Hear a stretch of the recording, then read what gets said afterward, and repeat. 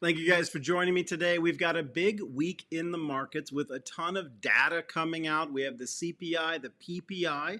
We've got some macro data that we need to go back and pay attention to, and that's the inverted yield curve because we've made another record today. We are now 704 days with an inverted yield curve. Now, this is the world record of inverted yield curves. And why does that matter? Well, every single time the yield curve has gotten inverted, it has 100% of the time led to a recession. And now this is the longest inverted yield curve that we've ever had on Wall Street. The previous record was around 624 days back in the 1970s, and it led to a recession.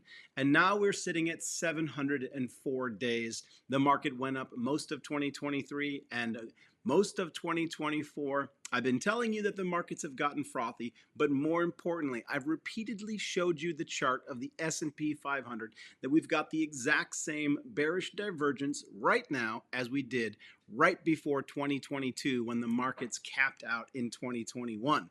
So, is it time to sell everything and go short on the markets? No, because the characteristics of distribution is wide price action, which means that some of our favorite companies are getting ready to hit brand new all-time highs. The day that I think it's time to load up on SQQQ, I will let you guys know. We're going to go over some popular stocks, some important news events this week, and we're going to have a great show. This is the Stocks with Josh show. I want to remind you guys that there are scammers in the comment section that use my picture and my name, and they impersonate me. They often add a digit or a comma to my name using my picture, and they say, hey, it's Josh, reach out to me, DM me so we can talk. Guys, even though I love each and every one of you, I'm never going to DM you because it's unsafe.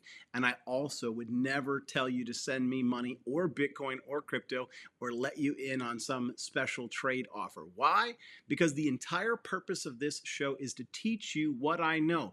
I'm not here to show you what I know. I'm here to teach you what I know so that you can take your place on Wall Street, because you better take it, because with this economy and the way the government is spending our money, it's called the hidden tax. And it's causing every dollar that you earn and every dollar that you hold on to have less and less spending value. And that's why things have gotten tougher and tougher at the pump, at the grocery store, and paying that rent, because you know that you're trading time for money. Income isn't going up as fast as they're diluting the dollar.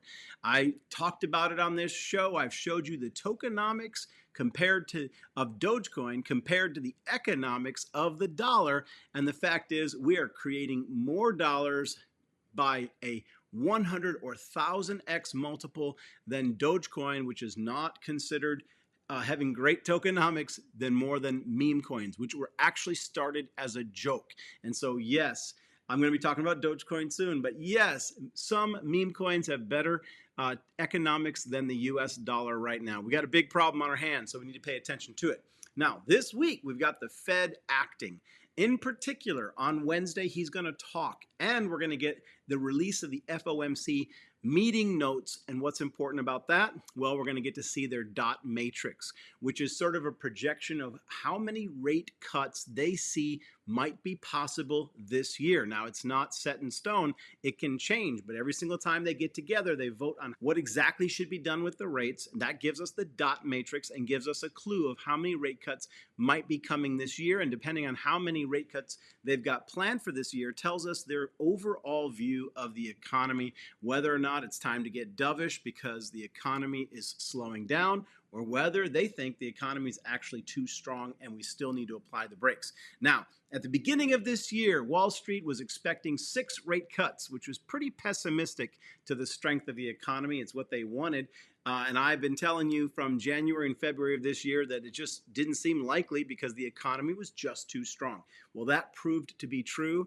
And the initial rate cut that was scheduled for March has gotten kicked down the road month after month and isn't even on the table until September. And some speculate that we might not even get that, depending on how inflation turns out. So right now we're looking for the interest rate, the CPI, to come down from 3.6 to 3.4%. And then on Thursday, we're going to get the PPI, which is the Producer Price Index. And why is that important? Well, that's actually a little bit more of a leading indicator, because if The cost of goods are going up for the manufacturers. We know that they're not going to take a cut.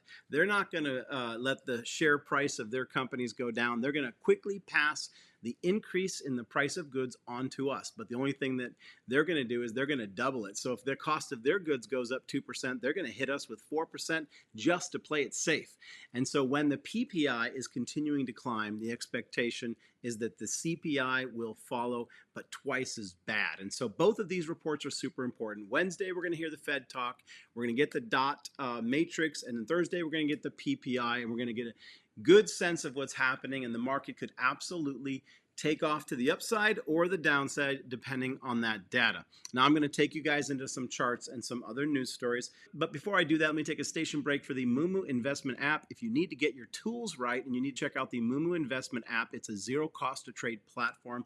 They specialize in options, and right now they're going to give you 15 free stock if you open and fund an account. In addition to that, if you just park your money there for 3 months, they're going to give you 8.1% interest rate. So you don't even have to trade. You don't have to buy anything. You can just park your money and they're going to pay you to leave that money sitting there.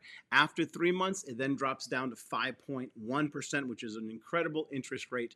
I'm going to leave a link in the top pinned comment for you guys to check it out. In the Discord, the Stock Squad Patreon, that's where myself, Keenan Grace, Stock Mo, and Stock Up with Larry Jones have a Discord in which we share hot plays, trade alerts, technicals, and answer questions. I'll let everybody know there this morning that Tesla was confirming to the downside.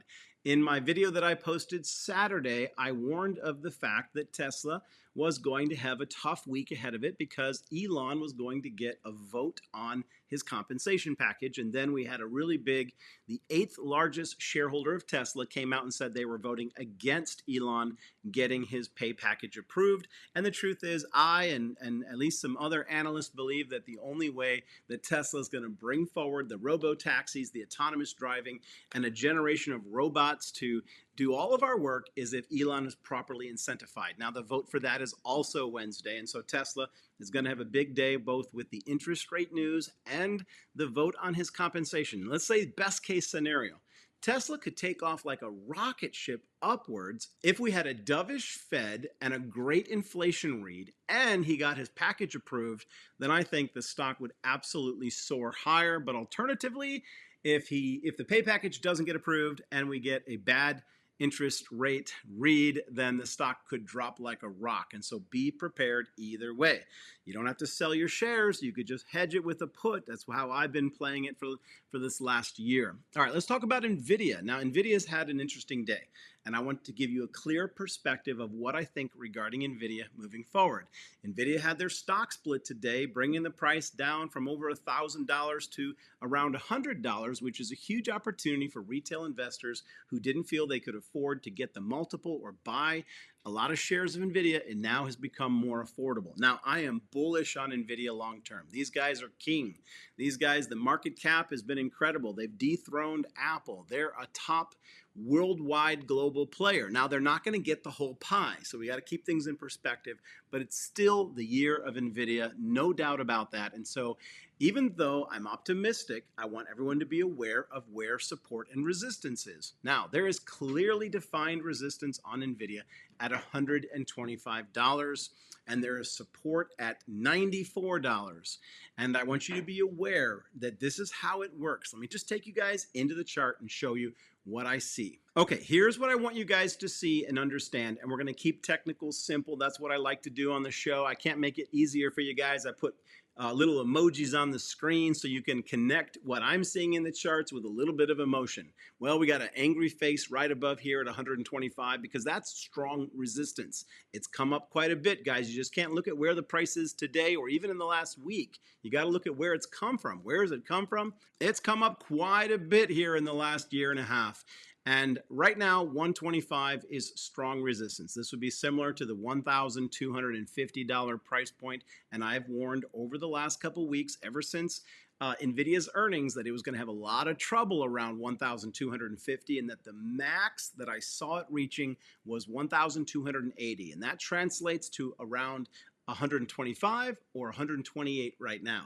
And so I do think we're going to make an attempt up in that range, bringing to pass the the call that I made weeks back after earnings of where we would ultimately end up. And so I'm expecting a rejection moment back under that 125. And so once it gets rejected, well, then things cool off. It's not going to continue to climb. It's just not going to keep hitting the door at 125 until it just goes up forever. It's going to stop and it's going to have a swing low. Now, I drew some muscle arms here on the chart so that you guys could understand the clear support is $94. That used to be the old $940.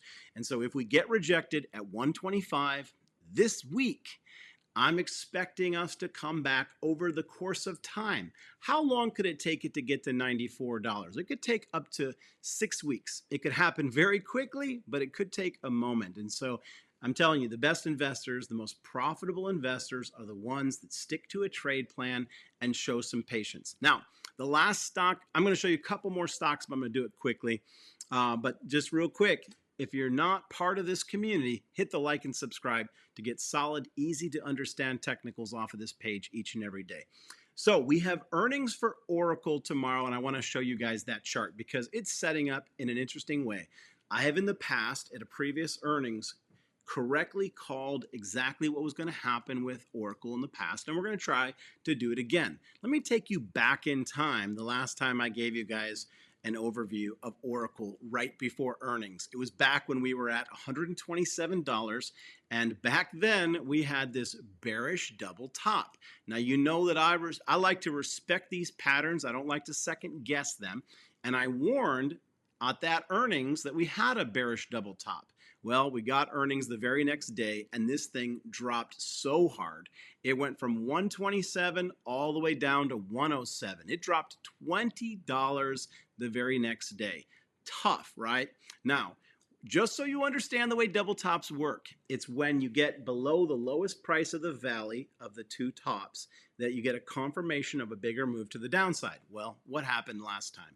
We did break that line. That line was $114, and it led the price all the way back below $100, where it accumulated and has since rebound. Now, we've been on a beautiful run up. We got a double bottom back around $100, and here we are pretty much at the exact same spot. Now, we're a little bit lower, but of course, a lot of things have been losing momentum in the last couple weeks. I've been warning about that. But we got two bears again, this time at 127. The exact same price that we got those two bears before. Now, are we going to get these two bears to maul Oracle investors? Well, maybe not. So let's talk about that. The bullish trend on Oracle looks pretty good to me. There's opportunity in the stochastic and this RSI for a momentum move higher. Now, if you're an investor, I'm a stop loss user, right? As well as the fact that if my lower price thresholds get broken and I'm in options, I'll close the position. And I normally don't like to carry options through to earnings unless I have a ton of confidence, which at the moment I would say that I do not. But I will tell you the Oracle chart is leaning bullish, which means that if they do well tomorrow, they would have hit this 127 level a bunch of times over the last couple of years. And so it could be that at this point, we're finally going to make a nice breakthrough. That's if we get good earnings. This thing can shoot above 127 and move all the way up to 132. If not, it will confirm a second double top, and that gets confirmed when the price of 114 gets broken. You take the distance from 127 to 114, and that's how much lower it will go, bringing Oracle back to $100. So I just wanted you guys to understand the risk as well as the opportunity on Oracle, and I wanted you to be aware of what's happening with NVIDIA. How far can it climb? Based on my charts, you know, the old price would have been 1,280, okay, which is incredible. That's an incredible move up. Now with that being split up, we're talking about $128, and I think there's going to be some cool off because that 125 is strong resistance. That is a hot stock that needs to cool down before going higher. It's had an incredible run, and that's normal to Wall Street for those runs to be digested. And where that support is back there at $94. Now, one of the things I said a couple weeks back when NVIDIA was breaking out, people were asking me, when should I get in for the bigger, longer move, the next stock split, Josh? Well, I said then 30% from the top swing high that we get when we go through to the stock split, 30% down from there is where I'm going to consider bigger investments for a longer term hold, looking towards the next stock split for NVIDIA, which I believe is absolutely possible. Guys, I hope those technicals helped you today. I've got some other stocks I wish I had time to share and show you the charts on.